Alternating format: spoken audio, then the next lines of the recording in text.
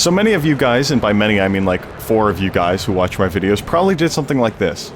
You bought Flyout, or maybe you just like to watch me suffer on YouTube for your enjoyment. You either saw one of my videos or happened to stumble across the game in the psychological horror tags on Steam.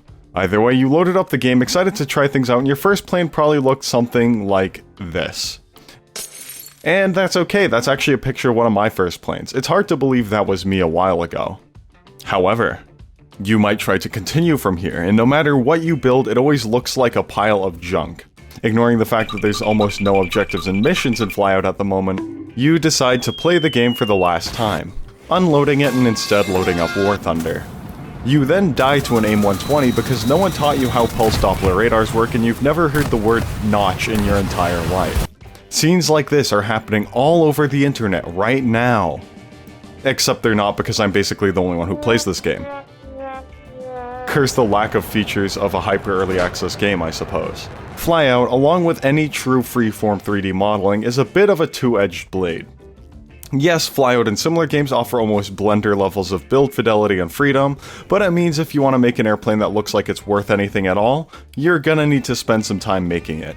So today, I intend to show you all the difference between 1 hour and 24 hours of work when it comes to 3D modeling a fighter jet. Almost like a noob versus pro, or whatever clickbait videos you see on the internet. Except, you know what, this time it's not clickbait, so at least there's that. Now some of you might be saying, but Matthew, you already released a 24-hour video. And yeah, I did. You caught me red-handed there, but that video sucked. Like, first of all, I sorta sucked at the game, and second of all, that wasn't exactly 24 hours either. There was no build timer in Flyout at the moment, so instead I used a personal timer, which was a lot more inaccurate. This is because I tab out to write a bit of script, or look at a reference aircraft image to figure out the shape and size of the side slip indexer on the MiG-29 or some crap. Or maybe just respond to my friends' messages. This made me lose a lot of time, and if I had to go guess a build time on the previous 24-hour build, it was probably only about 14 hours of actual concrete build time. This time, I'm going to be building for every minute of it. Any second I am not directly building a part, the vehicle will be unloaded and the build timer will not be active. That means that in total I'll probably do about 48 hours plus of total work on the vehicle when it comes to research and testing and all that nerdy boring stuff that doesn't increase the build timer. For my first vehicle, however, I have to build a plane in 1 hour. If there's an any percent speedrun jet fighter community for Flyout, this would have to be a submission. But first of all, we got some rules to follow before I get started. Rule number 1, no stealing. I can't use modded parts or custom assets to speed up the build. Everything has to be done mostly from scratch on the spot. I'm making an exception for things like custom internal parts like dials and gauge panels. Just because, you know, actually building a cockpit is probably gonna be a nice thing for the long build.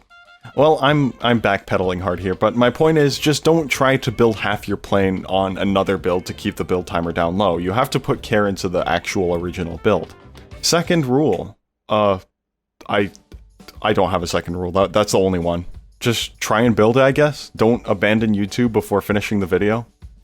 Both my 1 hour and 24-hour build will be combat aircraft of comparable rules from approximately the 70s to 80s, because fighter jets are cool. And my audience retention seems to mirror that thought. Each vehicle will get its own description and flight test, and at the end of the video I'll do a really cool cinematic shot of the 24-hour build, in some sort of storytelling scenario, because I almost want to make a movie with it. Also, I'm telling you this now because I like audience retention. Now, I've talked about Flyout a decent amount while doing my dumb little intro here, but Flyout is a high-fidelity building simulator that is notoriously difficult to build aircraft in. Well, I wouldn't say difficult, but just a solid few steps above KSP and simple planes. Custom fuselages, vertex editing, engines, and actually making a plane look like it wasn't made by a 4-year-old are pretty difficult things for a lot of people to wrap their heads around. Especially when the Flyout Discord server members are too obsessed with arguing over next-gen aircraft to help new players.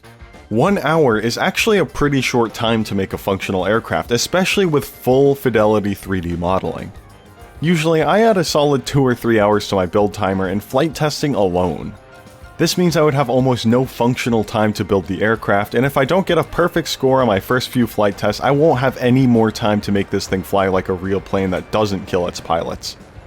The frame of the vehicle ended up being smaller than originally intended, being both smaller and lighter than the F-5 fighter aircraft, which is known for being one of the smallest and lightest of what we consider a quote-unquote modern design. The aircraft was a lightweight, single-wing build with no horizontal stabilizers or canards. The tailless aspect was due to my lack of want to deal with tuning the extra control surfaces, as well as the fact that I just thought it looked cool, regardless of the stability concerns. The aircraft also featured a single engine and an F-16 style intake. I spent an unfortunate amount of time on the landing gear as well, because they were very unstable and made my aircraft look like and taxi like a newborn giraffe.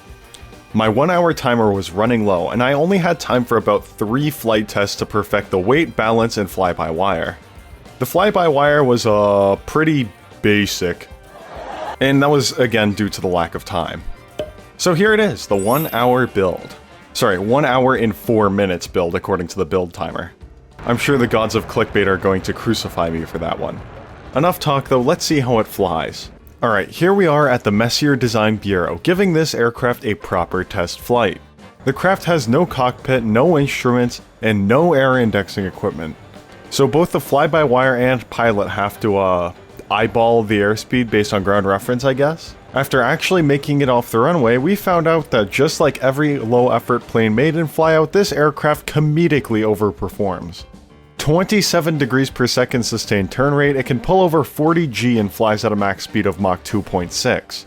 It doesn't have a gun, doesn't have a cockpit, and doesn't have any of those draggy features of an actual serviceable aircraft, which allows it to fly obscenely better than any real airplane would.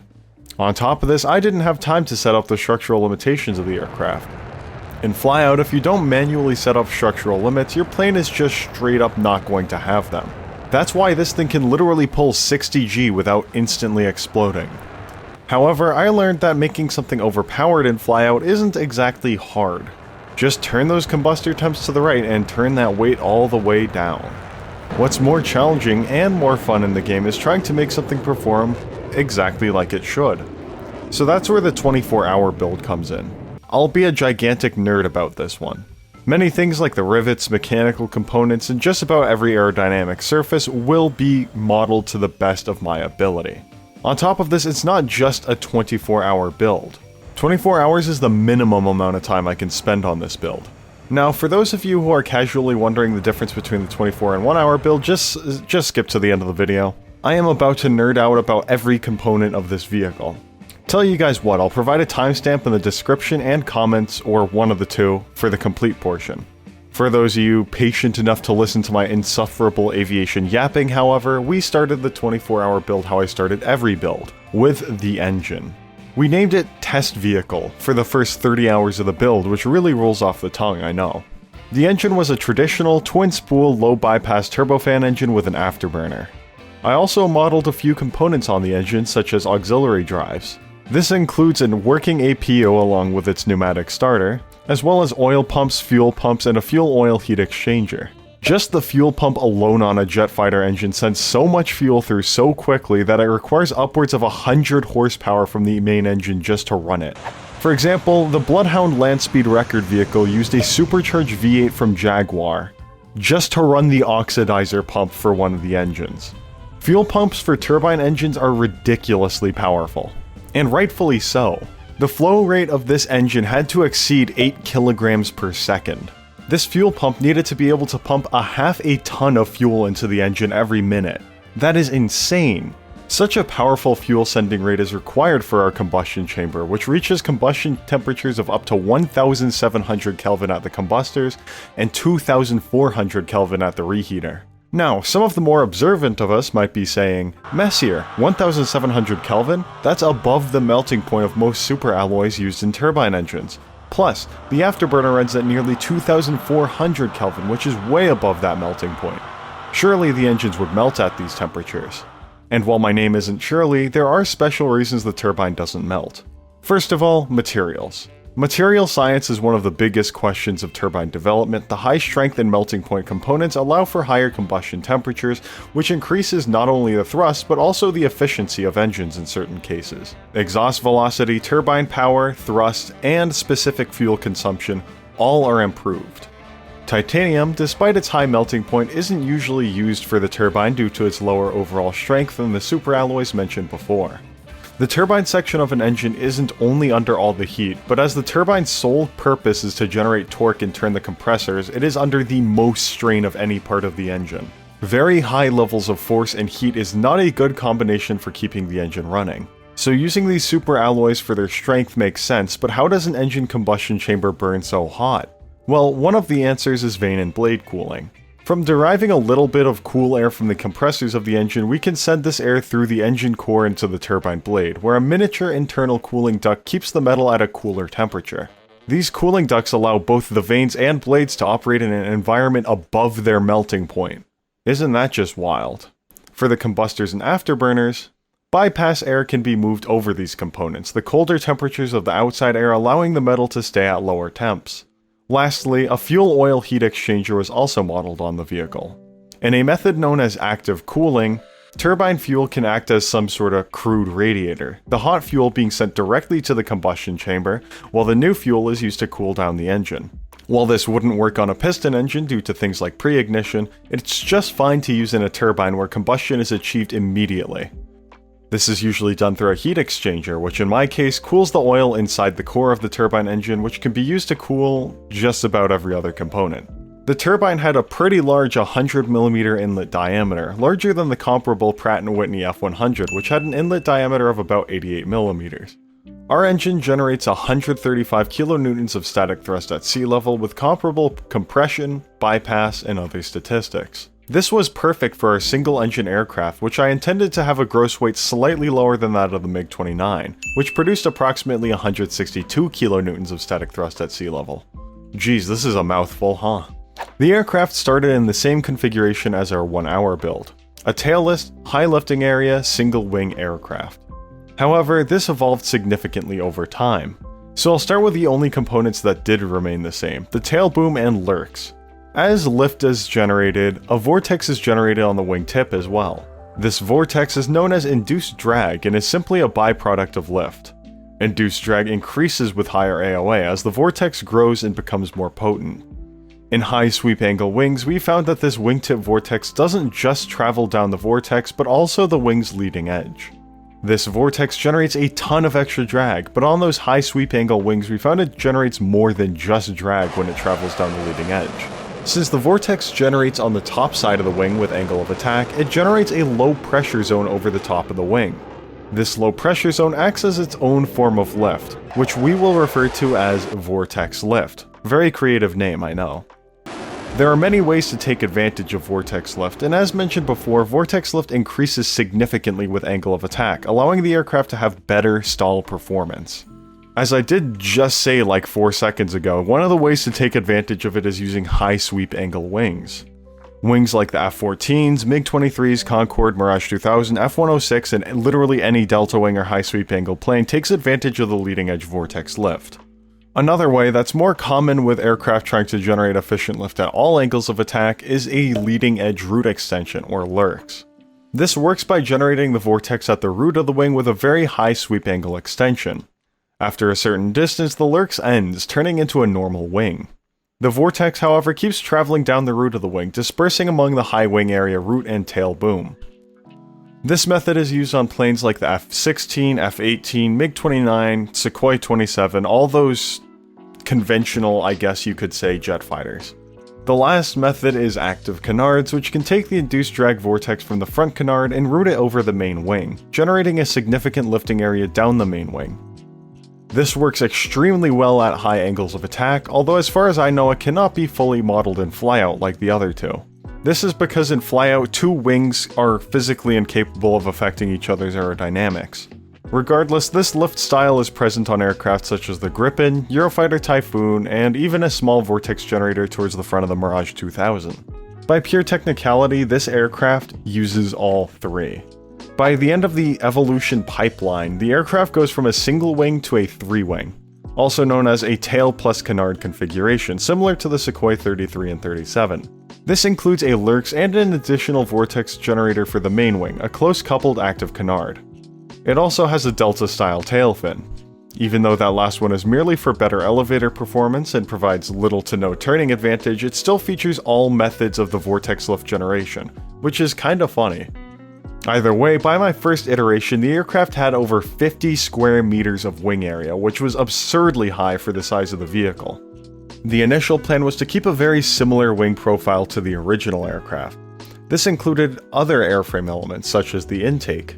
The bottom inlet for the vehicle was a flat, single inlet with a diverter and boundary layer bleed system for extra thrust at low speeds. This is similar to the inlet system you may see on the F-16. The boundary layer diverter keeps all that nasty boundary layer air out of the intake, while the bleed system allows all the extra pressure building up there to go into the inlet, providing extra air, especially at those lower speeds where you might need it. This helped give our plane considerable stall performance.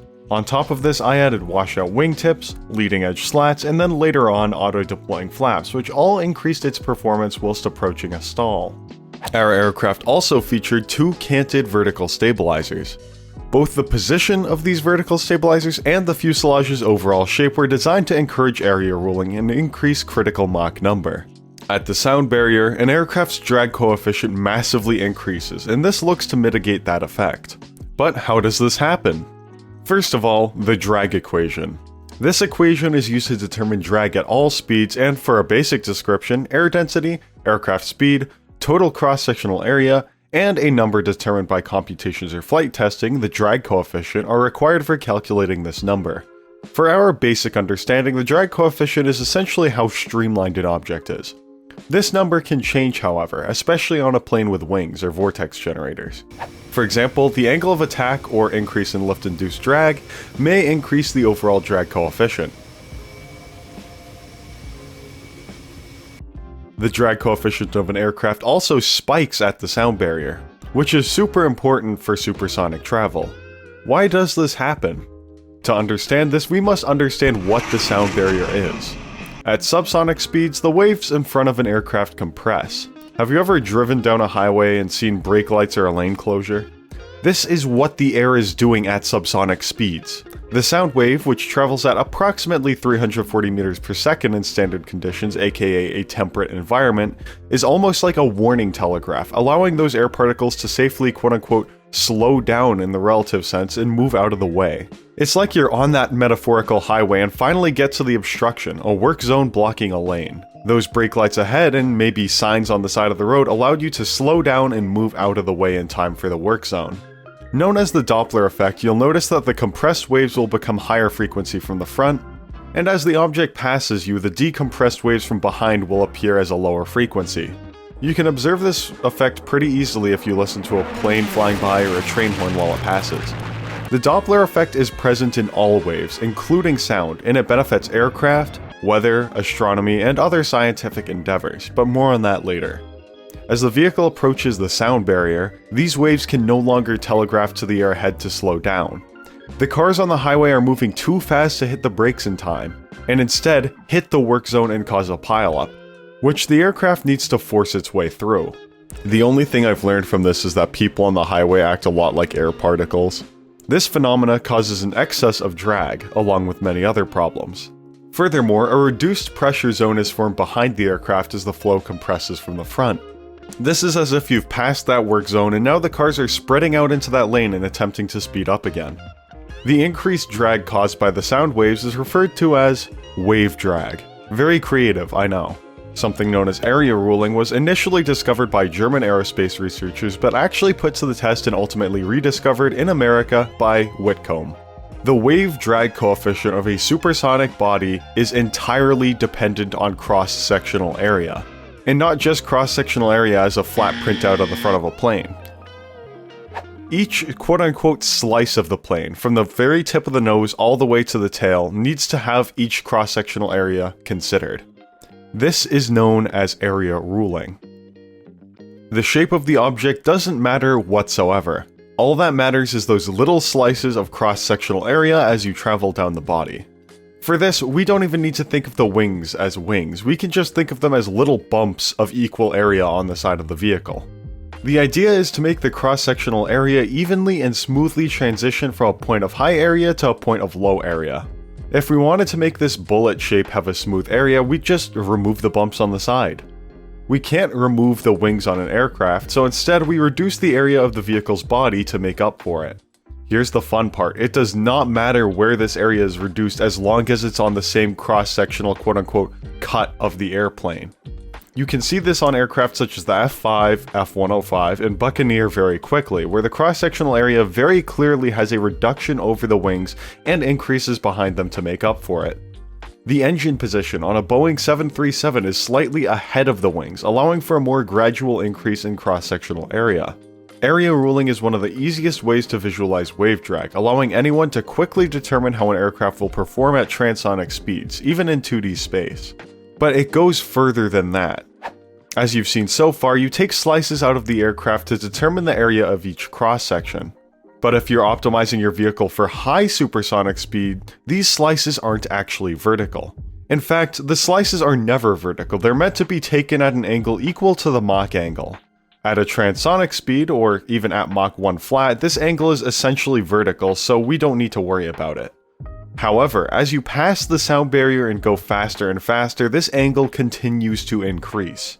This is also why it's okay for transonic aircraft to have more rounded features. However, any vehicle designed for high supersonics has to be very pointed, with supersonic area ruling in mind. This presents an exciting challenge for designers who need to find a way to optimize their aircraft. An aircraft with efficient travel may not be possible at transonic speeds with a Mach 2 optimization, and may have a tough time passing the sound barrier at sea level but excel at high altitude flight. After modeling the main wing, tail boom, V-tail, and air brake, I decided to test the aircraft's flight performance. The lack of stability in the tailless setup had proved problematic, and this was about the time I decided to make it a two-wing traditional setup like the F-16. The fly-by-wire for this aircraft was also frustratingly difficult, and here's why. Let's start with the tail section, or main elevators. We needed to set them up with a negative alpha value, meaning they were always attempting to angle themselves in the direction of the air. On top of this, a shallow 15 to 20 degree pitch and roll response was added. And you might be saying, well, that's counterintuitive, why would you have the elevators increase deflection with angle of attack? Wouldn't that just make you pitch up more and more uncontrollably? And the answer is possibly the most destructive thing to high alpha control, an elevator stall.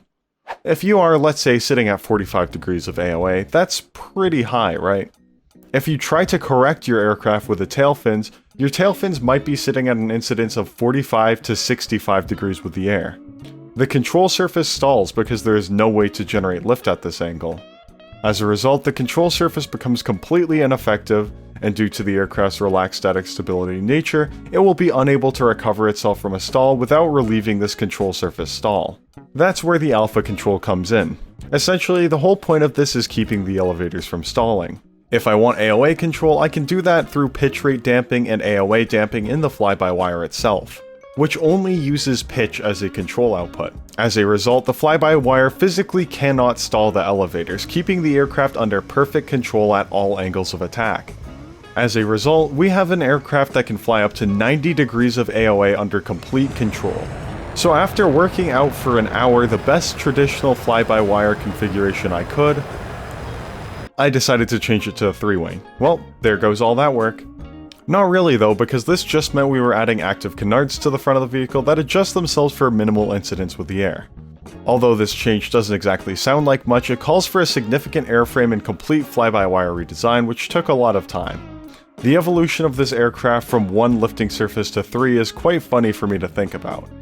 This was also around the time I made the vertical stabilizers with an inward cant as opposed to the more traditional outward angled vertical stabilizers. This was due to how the wing interacted with the rest of the airframe, making the aircraft control a little bit better. Now that it looked completely different from how it started, it was time to work on all the little details. The first thing up was the landing gear. I lost so many years on this stupid landing gear setup. I tried custom landing gear, weird inlet shapes, and everything, and let me tell you, it did not make it easier. This landing gear belongs in the deepest circle of hell for the mental strain it put on me. But you know what? You know what's an advantage? It should be very straightforward to access in the event of maintenance, as neither of the landing gear were near any critical components. The front landing gear folds in just below the inlet ducting, while the rear landing gear gets its separate streamlined compartments with nothing besides presumably brake lines and whatnot for the gear.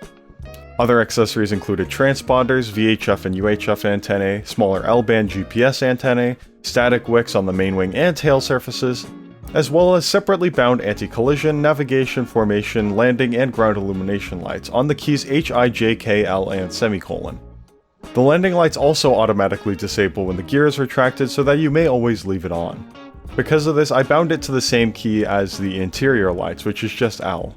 We also included the position and weight of a radome and radar on the nose, along with a nose-mounted IRST system, Drake's tube, AOA indexing equipment, all things like that.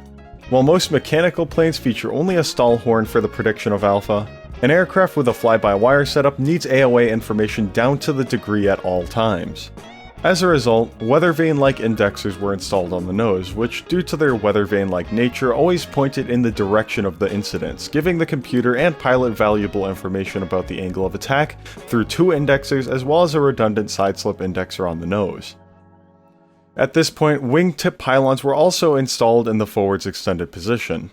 This further changed the wing shape from V3 to the point where the vehicle was unrecognizable from its original state. These pylons were used for a modular EW pod and streamlined with a wingtip. When it finally came time for the paint, I redid it about 14 times because I kept not liking it. And despite what this guy's saying, I'm not going to be making a Messier 84 flyout burger, whatever that means. I settled for a pseudo-Arctic style camouflage, because of course it's an Arctic camo, with a custom squadron I called the Snow Leopards. I downloaded and edited a leopard clip art online to provide tail art for the aircraft and gave it the board number of 082 for, who would have guessed, my favorite galaxy. Points if you can guess that one. After that, it was time to individually paint every panel, rivet, and scratch mark on the aircraft because I'm a masochist or something. I don't know. Although that being said, I used the text tool to create rivet lines of 7 or 8 rivets at a time because I'm not that crazy. While this does take an obscene amount of time, the results do not lie and look far better than anything else I've done, so I'll accept it. After that, it was time for the interior. Despite being entirely inside the vehicle, it was still a very important feature and I wanted to spend as much time on it as I could. You know, while still being able to release the video. Fighters of this time period often combined electronic multifunction displays with auxiliary analog flight gauges. This aircraft featured 2 MFDs, a specialized targeting MFD on the left side with a higher vertical FOV, as well as a specific radar screen on the top right with an increased horizontal FOV. This makes for a total of 4 displays. A targeting display, a radar display, and 2 MFDs. For the analog gauges, I included a fully analog aviation 6-pack as a redundancy, stores and jettison selector, fuel selector lights, brightness adjustment, FCS switches, annunciator lights and test switches, APU and starter, pitot heat, de-icer, cab heat, battery and avionics switches, ejector handle, radar and IRST initialization controls, master arm, quick switch combat modes for easy pilot access to different combat scenarios, flaps, landing gear, radio, a separate RWR screen as well as dispenser settings. Are these even words anymore? I don't know. It seems like a lot, but I know that I'm definitely missing a few things that you might find in a real fighter jet. Either way, it certainly looks the part, as the cockpit just looks stunning, especially in low light conditions with the interior lights I installed at the end. After this, it was time for the armament. The in-game textures for any missiles were a little bit, basic. I'm not gonna make the same pH scale joke again, don't worry. To counter this, I made custom textures for each missile and put them over the regular missile, almost like some sort of sleeve. I made 2 different fictional missiles for the aircraft, the ACM-7M, a short-range IR Seeker dogfight missile based on the AIM-9M. After that, it was the BVR-95C, a medium-range active radar missile based on the AIM-120. The ACM-7s were placed on 4 small pylons towards the ends of the wings, while the BVR-95s went onto 2 large double pylons located towards the wing roots. This made for a total of 8 missiles, 4 ACM-7s and 4 BVR-95s. The ACM-7 IR-guided missile is a short-range, IR-guided missiles with limited anti-countermeasure capabilities. The IR missiles of this time period were capable of detecting flare deployment, usually through FOV filtering or directional prediction for the target the missile is homing on. This makes the missile more difficult to be jammed with countermeasures, instead requiring fast pilot responsiveness or something akin to pre-flaring, aka dropping countermeasures to saturate the seeker before the missile is fired, which can also help assisting in breaking the lock. The BVR-95, on the other hand, is a larger active radar seeker missile. The missile is capable of both data link from the aircraft's radar as well as homing on the target without a lock in its terminal phase due to a small nose-mounted radar present on the vehicle. Missile, not vehicle. Advanced radar capabilities such as pulse Doppler technologies and moving target indicators allow the missile and parent aircraft to filter out sources of radar disruption such as chaff or ground clutter. However, the radar is not perfectly accurate. ECM, notching, and both multipath and super refraction radar propagation can result in an inaccurate or altogether incorrect reading of the aircraft's position, bearing, speed, or even existence in the first place. The radars of the 80s, while very capable, could certainly still be jammed in the right conditions. Speaking of jamming in ECM, our aircraft also featured two small electronic warfare pods on the wingtips. These pods come equipped with electronic countermeasures, as well as RWR, or radar warning receivers. The electric countermeasures may include transponders that intentionally delay a radar response to confuse range, or electronic emitters that are designed to directly interfere with radar waves from the hostile aircraft. However, for the intents and purposes of this video, ECM pods are essentially just magic. There is nothing inside that pod except for ground-up unicorn horns. And maybe fairy wings or something, I don't know. Plus, in Flyout, radars aren't really modeled anyway, so they may as well be magic or just aesthetics. The big ol' tail booms were also capable of supporting traditional countermeasures, such as chaff and flares, which can further confuse the signals of radar and infrared seekers respectively. The size, flat surface area, and lack of critical components in the tail boom meant there was plenty of room for a high number of chaff and flare dispensers. This gives our pilots plenty of extra munitions for pre-flaring and evading detection. Last things last, before the plane flew, I needed to optimize the files. Although this rule is generally a suggestion at best, diminishing returns can certainly be spotted by resolution. By reducing the resolution on smaller parts of the vehicle as well as very slightly reducing texture quality overall, we were able to bring the vehicle's file size down from 60 megabytes to just 24 megabytes with almost zero change to any visuals on the aircraft. As it turns out, I don't need a small internal gauge face to be in 4K. 764 parts, 10 custom inputs, and over 30 hours alone in sheer build time, let alone planning, finding references, and testing, we were finally done with the vehicle. Geez, you guys wonder why it takes so long to release these videos? But, I digress, it was finally time to fly out. I put little Easter eggs across this vehicle in the form of maintainers notes, internal parts, and text across the aircraft. You'll see almost all of it in the montage, tell me if you guys can spot it all in the comments. But one or two Easter eggs will be left for those who download my vehicle. I want you guys to mess around with it, fly it, look at it, do what you'd like, it doesn't matter to me. The link for download will be available in my Discord server as well as the Flyout official Discord server. Spending so much time on this build is one of my ways of saying thank you for over 75,000 subscribers. I may bully you all plenty, but I appreciate all the support, and I know you are not shy to bully me right back anyways. Before I get too sappy, let's save it all for after our little montage. A huge thank you to my friends for the VA work. The montage follows the story of the Snow Leopard Squadron as they are intending to intercept bombers. If you don't know already, there's no way to fly two aircraft at once in Flyout, so I use a lot of editing tricks in this video to make it look like it's, actually in a live scene. Hope you guys enjoy.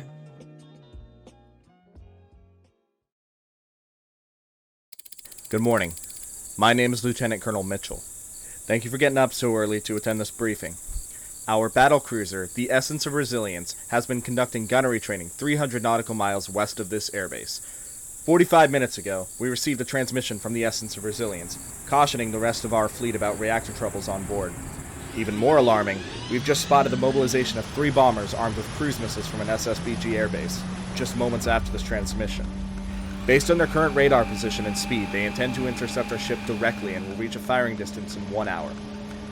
The Snow Leopard Squadron has been ordered to scramble and intercept these bombers before they reach the target. 1 and 2 will lead an attempt to communicate with the bombers. As for the rest of you, loiter within range of the Essence of Resilience and be prepared for anything. We are not looking to start a war, so hold fire unless fired upon. And Godspeed. Target on radar bearing 120, 400 kilometers. As long as we remain in international waters, we're safe to conduct this targeting drill. Do not, under any circumstances, fire on that ship. Leopard team, unidentified aircraft inbound. 11 o'clock, 4-5 miles, low and fast.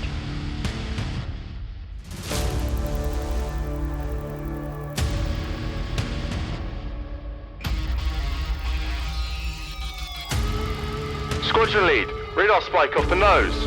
Permission to engage. Negative, do not fire. Missile, break, break.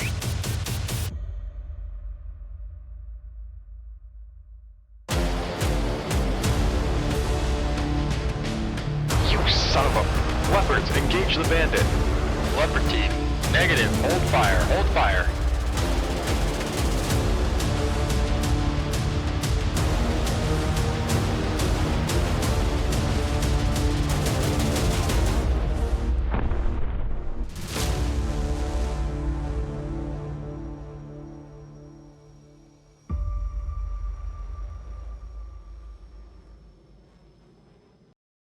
Can you guys tell that I'm an Ace Combat fan or no? Alright, you've seen the montage, right? By the way, that was just a complete propaganda ad for the UFB Air Force. Maybe in the UFB we'll see a Top Gun style propaganda film like Fighter for India or something. Also, I forgot about 3 Easter eggs and one is barely visible. Those who downloaded the plane will have a lot of work to do. Either way, we've seen our propaganda film, but how does the airframe compare to aircraft of comparable roles from the 80s and early 90s? The F-16C Block 50, the MiG-29 Product 9.13, the Sukhoi 27, and the FA-18 Hornet just entered service during this time. This was also when the first production variants of the JAS-39 Gripen were being tested and introduced, although admittedly not in service yet. How does my plane, the FM-23 Cerberus, stack up to these aircraft? Firstly, the Cerberus has a marginally lower thrust to weight than aircraft such as the Sukhoi 27 and MiG-29 at max takeoff weight. However, this is really just due to its high fuel capacity and high armament capability. At similar low fuel states, the FM-23 has a greater than 1 TW and a similar thrust to weight capability as its Russian counterparts. What the Cerberus lacks in thrust to weight is expressed through impressive loiter time, combat range, and very low wing loading. This gives the Cerberus an excellent turn rate, a high agility and maneuverability, and lastly, a vast combat envelope. On top of this, the relatively small airframe is more than capable of carrying up to 8 air-to-air missiles, a number that would usually be reserved for a larger airframe. On top of this, the mixed radar plus IRST system for the aircraft would help identify and confirm the position of targets using both active and passive sensory technology. The many countermeasures in EM technologies allow our pilots to be more protected than ever. Ultimately, the Cerberus stacks up quite nicely with other aircraft from the period, its agility and multi-role capability serving as an advantage, while its high takeoff weight and moderate thrust can result in sluggishness at low speeds. And on top of all this, the plane was just fun to make. The tests, the capabilities, you guys see me flying through these mountains at the end here, I just find that fun. While building this thing, I'd often lose like 20 minutes to just that, just trying to test it, and I accidentally get stuck in the rhythm of flying it. And honestly, the best part is the fact that it's not overpowered. If I wanted to make this thing overpowered, I would definitely go with a different wing profile. But that's not the point, it has its advantages and disadvantages, but it flies precisely how I would expect it to. It doesn't pull like 30 degrees a second or change directions at the drop of the hat. It flies like a real plane with natural systems and actual weight. I enjoyed making this video a lot, but unfortunately it'll have to be my last one for a bit. School is a thing now, and I'm going to touch grass. I'll just be taking a brief hiatus for a month or 2 from YouTube as a whole, and as always, I'll be back. However, right now on my server I'm going to be doing a Messier is going to touch grass giveaway. This will be going on till Friday after release, so if you're not there for that, sorry. Anyways, I offer a copy of Flyout, 3 months of Nitro for Discord, and 3 custom liveries per request on any of my airplanes. If any of that interests you, feel free to hop on my server. I'll be pinging everyone after this video uploads. If not, I'll see you guys soon. Thank you for a great summer. Do you guys think this airplane makes a good parting gift? Let me know what you think in the comments. Either way, see you soon. Goodbye.